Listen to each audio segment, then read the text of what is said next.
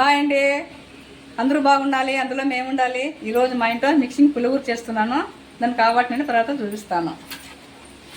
ఎర్రమల్ల కూర, పలకలాకు, మెంతాకు, గోంగూర, కొత్తిమీర, పచ్చిమిరపకాయలు, టమోటాలు, తెల్లవాయలు, ఒట్టిమిర్చి, ఆవాలు, జీలకర్ర, కరివేపాకు, ఎర్రగడ్డలు, పసుపు, నూనె, ఉప్పు.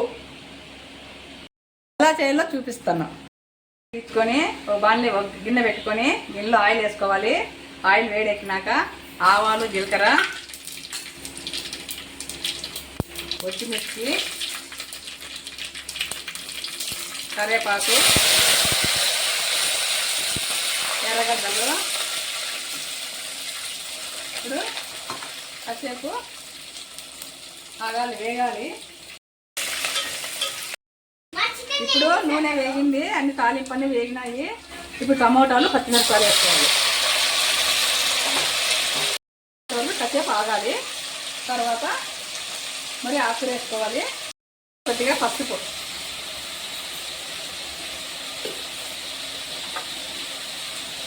మెంతాకు, పలకలాకు బాగా వాష్ చేసుకొని పెట్టుకోవాలి. ఫస్ట్ అంతా వలుచుకొని నీట్గా బాగా 2-3 వాటి బాగా కడుక్కోవాలి. ఆ తర్వాత నీళ్ళన్నీ వచ్చిపోయేంత వరకు బాగా పెట్టుకోవాలి పక్కన. ఇప్పుడు వచ్చి ఎర్రమల్ల కూర.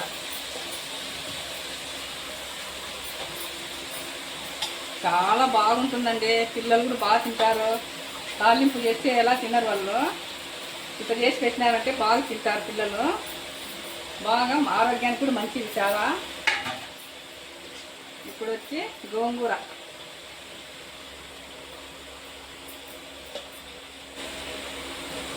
నేను చిన్న గిన్నె తీసుకున్నాను. మీరైతే దండి చేయాలనుకునేప్పుడు పెద్ద గిన్నె తీసుకోండి. ఇప్పుడు కొత్తిమీర,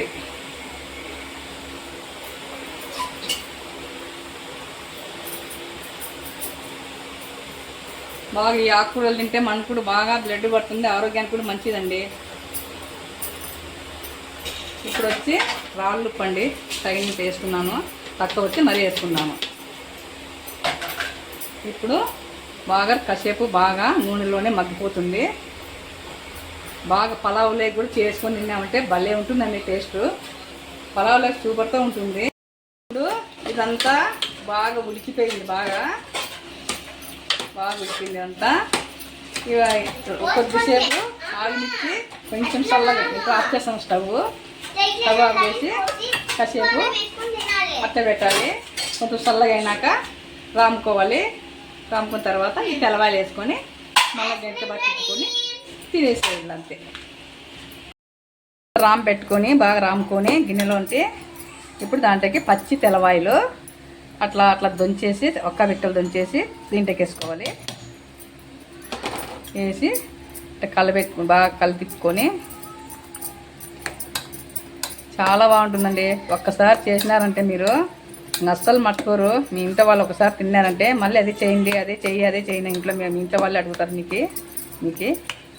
ఇప్పుడు నేను టేస్ట్ చూస్తాను, ఎట్టుండేది చెప్తాను మీకు. చేస్తూనే ఉంటాము.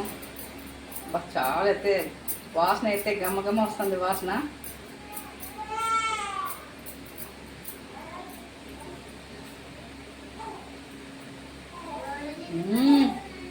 భలే ఉందండి అసలు. ఒక్కసారి తిన్నారంటే మీరు చేసుకొని అస్సలు మర్చిపోరండి. ఎప్పుడన్నా కానీ మేము కూరలు చేసుకోవాలంటే ఈజీ, చాలా బాగుందండి. సబ్స్క్రైబ్ పెట్టి షేర్ పెట్టి లైక్ చేయండి.